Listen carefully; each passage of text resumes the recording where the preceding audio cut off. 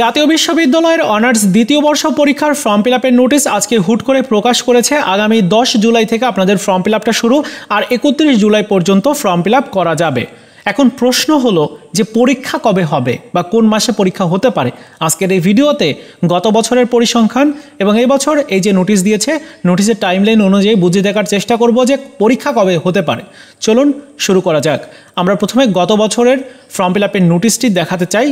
তো দেখতে পাচ্ছেন যে 18 সেপ্টেম্বর থেকে ফর্ম ফিল আপ গত বছরেরটা শুরু হয়েছিল। আপনাদের ফর্ম ফিল আপটা শুরু হবে জুলাই মাসের 10 তারিখ থেকে। তার মানে ফর্ম ফিল আপ এখানে 2টা মাস এগিয়ে আনা হয়েছে। তাহলে পরীক্ষার কার্যক্রমটাও কি এগিয়ে আনা হবে? আমাদেরকে ক্লিয়ার কিন্তু মেসেজ দেওয়া হচ্ছে যে অবশ্যই আপনাদের পরীক্ষাটা এগিয়ে আনা হবে। তাহলে কতদিন এগিয়ে আনা হতে পারে? ফর্ম ফিল আপের ন্যায় কি 2 মাস এগিয়ে আনা হবে নাকি কিছুটা কম এগিয়ে আনা হবে? এখানে বেশ কয়েকটি বিষয় আছে। প্রথমত বিষয় হচ্ছে যে ওই সময়টাতে অন্য কোনো কোর্সের পরীক্ষা আছে কিনা। আমি বলবো অবশ্যই আছে। কোন কোর্সের পরীক্ষা আছে? অনার্স প্রথম বর্ষের। আমরা গত বছর বিগত বছরগুলোতে দেখেছি অনার্স প্রথম বর্ষের পরীক্ষাটা আগে নেওয়া হয়, তারপর অনার্স দ্বিতীয় বর্ষের পরীক্ষা, তারপর তৃতীয় বর্ষ, চতুর্থ বর্ষ, এরকম পর্যায়ক্রমে নেওয়া হয়। সো আপনাদের পরীক্ষাটা তাহলে অনার্স প্রথম বর্ষের পরীক্ষা শেষ হওয়ার পরে হবে, অথবা পরীক্ষা শেষ হওয়ার সময়টাতে থেকে শুরু হবে। এখন কথা হলো যে পরীক্ষা শুরু হবে কবে? তাহলে পরীক্ষা সেপ্টেম্বরে শুরু হওয়ার কথা রয়েছে অনার্স প্রথম বর্ষের। তবে জাতীয় বিশ্ববিদ্যালয় তো হুট করেই রুটিন প্রকাশ করে।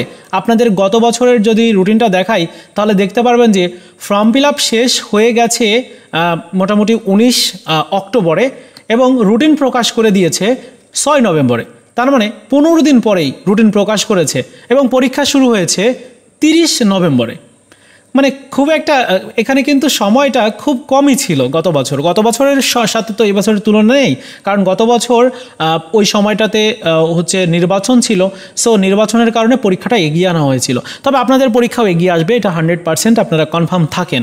তো অনার্স প্রথম বর্ষের পরীক্ষা যদি হুট করেই নেওয়া হয় সেক্ষেত্রে আগস্টের মাঝামাঝিতে অথবা আগস্টের শেষের দিক থেকে পরীক্ষা শুরু হবে। যদি আগস্টে শুরু হয় সেক্ষেত্রে পরীক্ষা শেষ হতে দেখা যাবে যে সেপ্টেম্বরটা শেষ হবে, অক্টোবরে গিয়ে শেষ হয়ে যাবে। তাহলে আমরা কিন্তু একদম ভালোভাবে বুঝতে পারছি যে অক্টোবরে গিয়েই আপনাদের অনার্স দ্বিতীয় বর্ষ পরীক্ষা শুরু হওয়ার সম্ভাবনা রয়েছে। সেপ্টেম্বর, অক্টোবর, অর্থাৎ অক্টোবরে গিয়ে। এখন আপনাদের যদি গত বছরের ন্যায় এরকমটা করে তাহলে কিন্তু পরীক্ষার কার্যক্রমটা অনেক আগেই শুরু করা হতে পারে। যেমন ফর্ম ফিল আপের কার্যক্রম শেষ হয়ে যাবে 5 আগস্ট এবং 5 আগস্টের পরে যদি 15 দিন পরে রুটিন প্রকাশ করে সেক্ষেত্রে দেখা যাবে যে আগস্টের একেবারে শেষের দিকে রুটিন প্রকাশ করবে আর আগামী সেপ্টেম্বরে গিয়ে পরীক্ষা শুরু হবে। এরকমটা হওয়ার সম্ভাবনা খুব একটা বেশি নেই। তবে সেপ্টেম্বরে না, আমার যতটুকু মনে হচ্ছে যে অক্টোবরের প্রথম সপ্তাহ থেকে হয়তোবা আপনাদের পরীক্ষাটা শুরু হতে পারে। অক্টোবর অথবা অক্টোবরের মাঝামাঝিতে পরীক্ষাটা শুরু হওয়ার প্রবল সম্ভাবনা আছে, কারণ অনার্স প্রথম বর্ষের পরীক্ষাটা শেষ হয়ে যাবে। অনার্স প্রথম বর্ষের সাথে আবার ডিগ্রি দ্বিতীয় বর্ষের পরীক্ষা অলরেডি চলছে, এর সাথে আরও অন্যান্য কোর্সও আছে।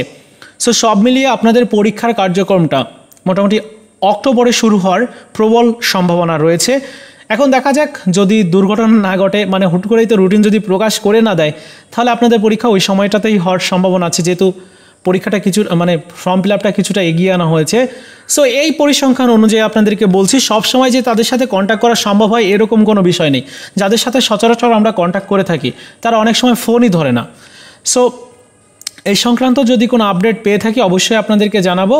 আশা করি আপনাদেরকে বোঝাতে পেরেছি। ভিডিওটি এই পর্যন্তই ছিল। ভালো লাগলে লাইকস, কমেন্টস এবং অবশ্যই বন্ধুদের সাথে শেয়ার করবেন। ধন্যবাদ।